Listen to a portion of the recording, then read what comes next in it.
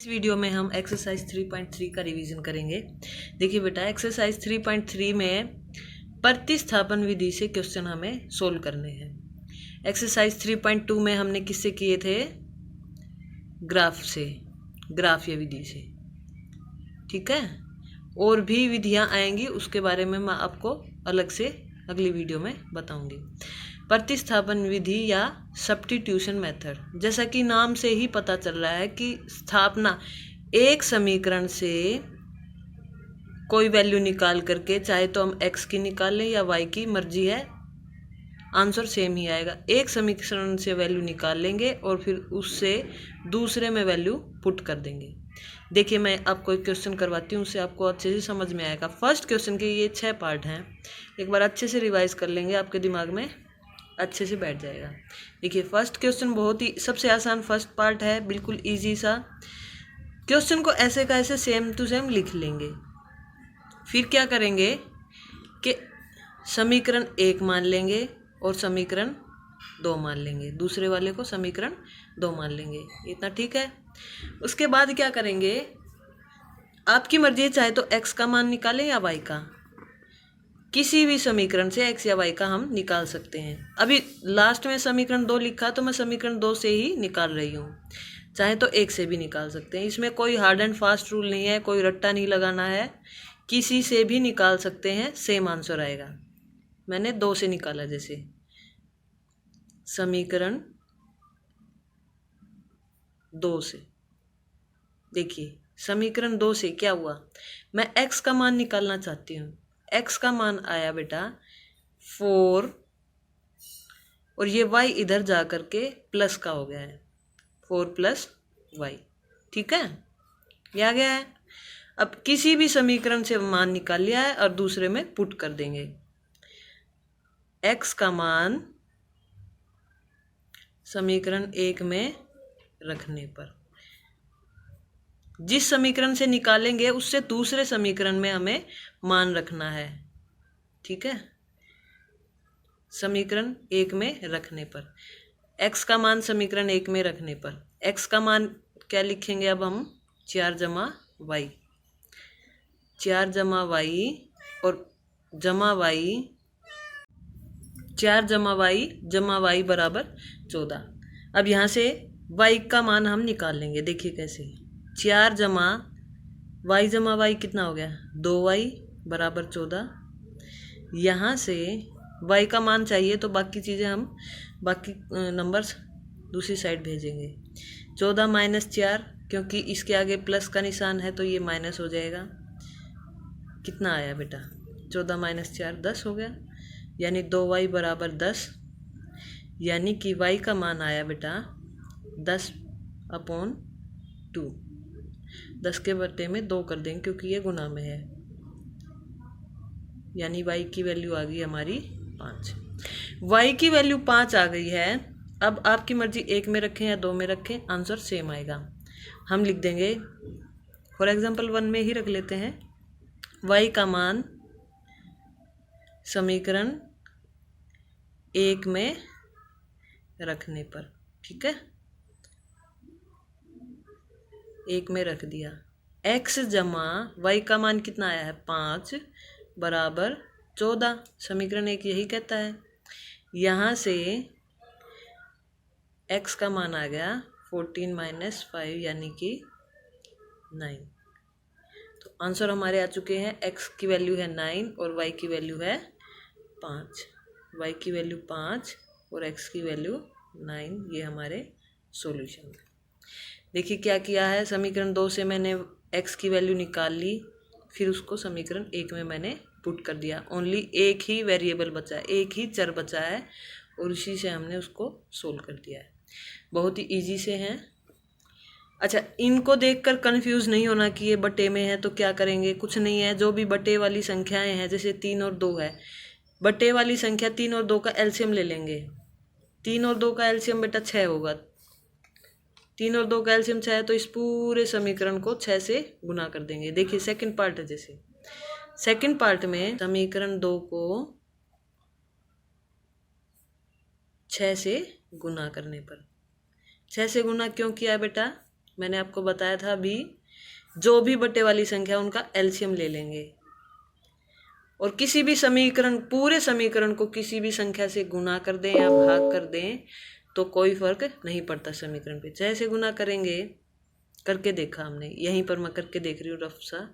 6 6 6, पूरे समीकरण में हर एक टर्म को 6 से गुना कर दिया तो ये कट जाएगा, 3 दूनी 6, तो ये आया 2s, जमा ये कट जाएगा तो 3t बराबर 36। तो ये हमारा नया समीकरण बन चुका है। अब हम सेकंड की बजाय इसको कंसीडर करेंगे क्योंकि ये 6 से गुना करके सिंपल फॉर्म में हम ले आए हैं। एक समीकरण पहला है और एक समीकरण तीसरा है। किसी एक समीकरण से वैल्यू निकाल कर दूसरे में हमें पुट करनी है, जैसे कि हमने फर्स्ट पार्ट में किया था। देखिए कैसे, देखिए इससे वैल्यू निकाल लेते हैं अभी समीकरण 3 से ही। समीकरण 3 से क्या करेंगे, किसी s की वैल्यू निकाल लेते हैं। चलिए 2s = 36 - 3t, माइनस में हो गया, और s की वैल्यू कितनी आ गई, 36 - 3t अपॉन 2। s की वैल्यू ये आ चुकी है। इस s की वैल्यू 3 और 1 कंसीडर करने के लिए बोला था, सेकंड को अब भूल जाएंगे हम। तो इस s की वैल्यू हमने 3 से निकाली है तो हम इसको 1 में पुट कर देंगे। जिससे निकालें उससे सेकंड वाले समीकरण में हमने पुट करनी होती है। s का मान समीकरण 1 में रखने पर, ठीक है, ऐसे हम रख देंगे। s का मान है 36 - 3t बटे 2 माइनस t बराबर 3। इसको हमने सोल्व करना है। सोल्व करेंगे तो एलसीएम ले लेंगे, इधर 2 एलसीएम आया, इसके बटे में 1 है, ये सेम रहा। 36 - 3t माइनस 2t बराबर इधर 3 ही है। ये 2 डिवाइड में इधर जाके बेटा मल्टीप्लाई हो जाएगा। 36 - 3t 1 से निशान जुड़ जाएंगे, माइनस 5t बराबर 6, ये इधर जाके मल्टीप्लाई कर दिया है। माइनस 5t बराबर 6 माइनस 36। बेटा इसके आगे का निशान देखते हैं, आगे प्लस है, कुछ नहीं है तो प्लस है, इधर जाके माइनस हो जाएगा, और माइनस 5t यहीं है, क्योंकि मुझे t का मान चाहिए तो इसको हमने यहीं रखा। माइनस 5t बराबर माइनस 30, क्योंकि छोटी में से बड़ी संख्या माइनस कर रहे हैं, ये कट गया है, तो t की वैल्यू आ गई 30/5, क्योंकि गुना हो रहा था तो डिवाइड हो जाएगा। t की वैल्यू आ चुकी है हमारी 6। t की वैल्यू 6 आ चुकी है। दोनों की वैल्यू निकालनी है, s की भी और t की भी। कोई सी समीकरण में पुट कर दें, 1 2 3 आपकी मर्जी। हम इसमें कर लेते हैं, आसान सा समीकरण है। t का मान किसी में भी रख सकते हैं, यहाँ पर कोई दिक्कत नहीं है, किसी में भी रखिए समीकरण 1 में रखने पर, ठीक है। 1 में रखा t का मान, s - 6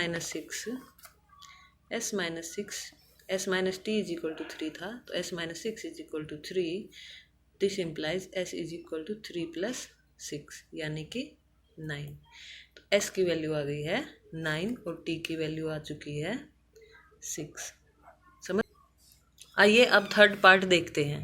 देखिए थर्ड पार्ट ये है, इसमें किसी एक समीकरण 1 और 2 मान लेंगे, ऐसे ही किसी एक से वैल्यू निकाल करके दूसरे में हमने पुट करनी है।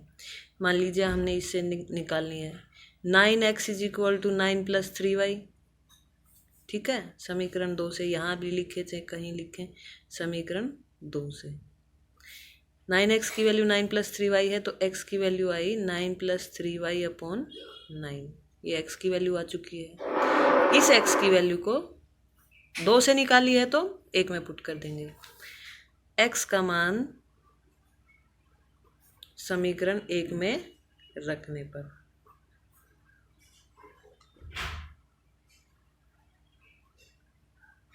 देखिए x का मान है 9 + 3y पूरे के बटे में 9 माइनस y बराबर 3। x का मान है 9 + 3y बटे 9। अब ये 3x था तो 3 यहाँ पर लिख देंगे। बात समझ में आ रही है। 3x - y = 3। यहाँ से ये कैंसिल हो जाएगा, कट सकते हैं ऐसे।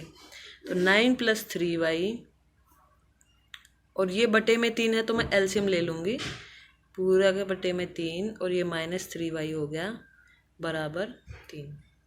ठीक है, एलसीएम ले लिया मैंने इस 3 का डायरेक्ट ही।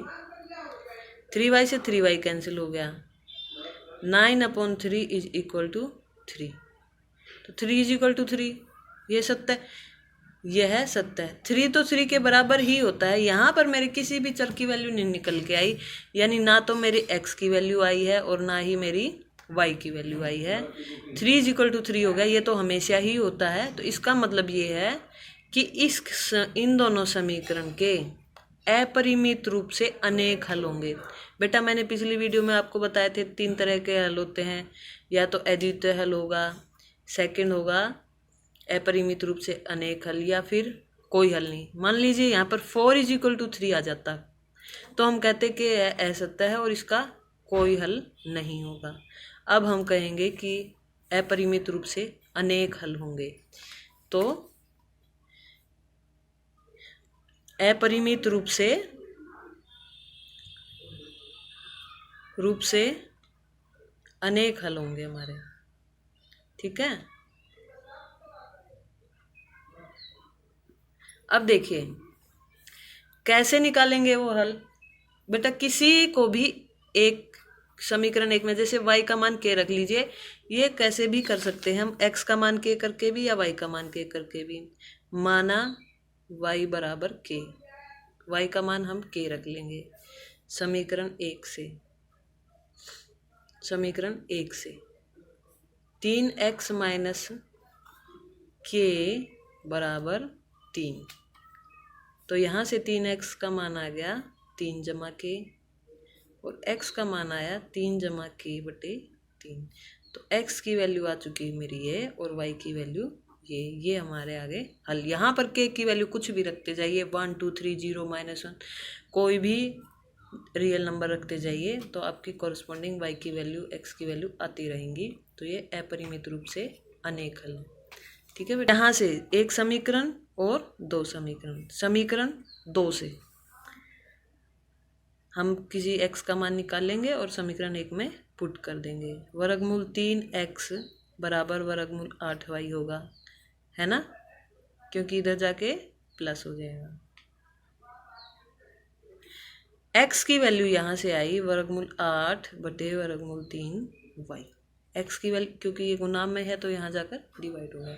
इस x की वैल्यू को हम समीकरण 1 में पुट कर देंगे। ठीक है, x का मान समीकरण 1 में रखने पर,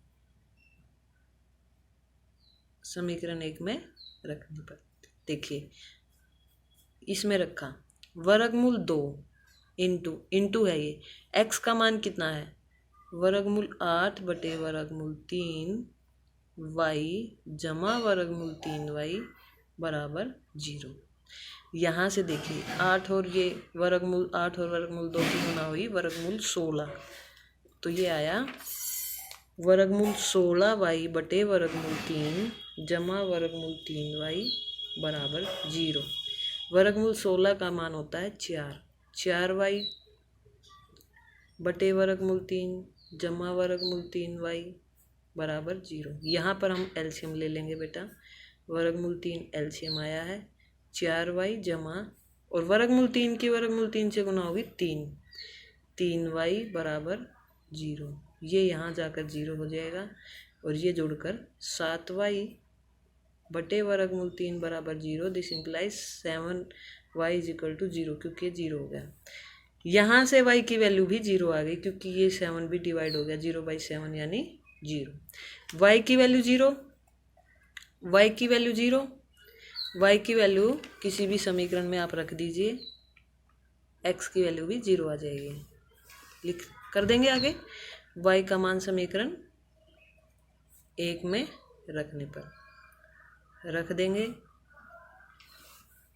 वर्गमूल 2x जमा वर्गमूल 3 × 0 = 0। तो वर्गमूल 2x = 0, ये तो 0 हो गया।